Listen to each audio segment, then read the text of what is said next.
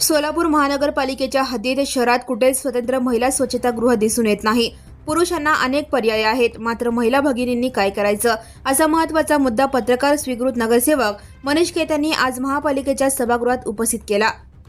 सोलापूर महानगरपालिकेच्या आज महत्त्वपूर्ण अंदाजपत्रकीय सभेचे आयोजन करण्यात आले आहे। शहर विकासावर विविध मुद्दे मांडत असताना स्वीकृत नगरसेवक पत्रकार मनीष केत यांनी महापालिकेच्या सभेत मंजूर झालेल्या 1 कोटींचा निधी अपुरा असून मुंबई महापालिकेप्रमाणे स्त्रियांच्या स्वच्छतागृहांसाठी सोलापूर महापालिकेत विशेष तरतूद करावी अशी मागणी यावेळी केली आहे। मात्र महिला देखील आजपर्यंत इतक्या महत्त्वाच्या विषयावर गप्प असून त्यांनी देखील बोललं पाहिजे असं मत यावेळी व्यक्त करण्यात आलं। सार्वजनिक शौचालय तसेच पिंक टॉयलेटची संख्या वाढवण्याची मागणी देखील यावेळी करण्यात आली। महिला शौचालयाची उभारणी करून ते महिला बचत गटांना चालवण्यासाठी द्यावेत अशी महत्त्वपूर्ण मागणी देखील यावेळी करण्यात आली। स्वीकृत नगरसेवक मनीष केत यांच्या महिला शौचालयाच्या महत्त्वपूर्ण मागणीनंतर नगरसेविका वृषाली चालक हे सभागृहात मनीष केत यांचे आभार मानले। यासोबतच सभागृहातील सर्व सदस्यांना मनीष केत यांचे अभिनंदन करण्याचे आवाहन देखील करण्यात आले। यावेळी सभागृहातील सर्व महिला नगरसेवकांनी बेंच वाजवून नगरसेवक मनीष केत यांचे अभिनंदन केले। यानंतर महापालिकेची आर्थिक परिस्थिती केव्हा बदलणार असा महत्त्वाचा मुद्दा देखील यावेळी मांडण्यात आला। महापालिका स्थापनेपासून आजपर्यंत आहे तशी असल्याची खंत देखील मनीष केत यांनी व्यक्त केली।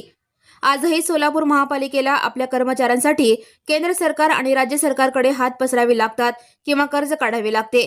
हे मानसिकता आता आपल्या सगळ्यांना बदलण्याची गरज आहे। महापालिकेच्या मोकळ्या जागांवर व्यापारी संकुलने उभा करून आर्थिकदृष्ट्या संपन्न होण्याची गरज आहे। सभागृहातील सर्व सदस्यांना महापालिका आर्थिक सक्षम करण्यासाठी एकत्र येण्याचे आवाहनही यावेळी करण्यात आले। कर वाढ करून शहराच्या जनतेवर भार घालण्यापेक्षा आपल्याकडे असलेल्या जागांचा योग्य वापर करणे आर्थिकदृष्ट्या फायद्याचे ठरेल असे देखील मत यावेळी व्यक्त करण्यात आले।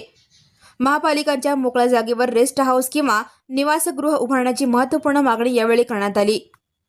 शहराच्या रस्त्याच्या कडेला अनधिकृत किती टपऱ्या आहेत, ज्या टपऱ्या रस्त्याच्या मधोमध आहेत त्यांना काढून टाका, पण ज्या टपऱ्यांचा काही त्रास होत नाही त्यांना जर आपण पावती दिली आणि त्यांना अधिकृत केलं तर सोलापूर शहरातल्या बेरोजगारांना रोजगारही मिळेल आणि त्यातूनही उत्पन्न मोठ्या प्रमाणात या महापालिकेला मिळेल असं मला वाटतं। मधल्या शहरातील लोकसंख्येच्या 50% आपल्याकडे महिला आहेत।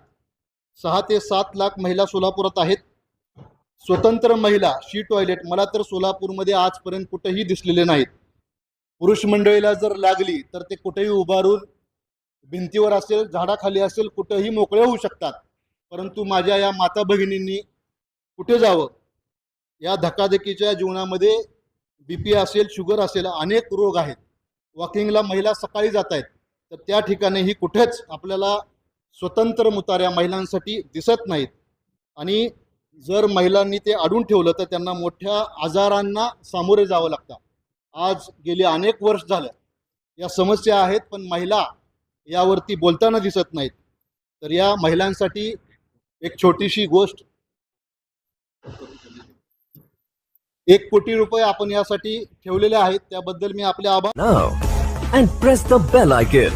Never miss a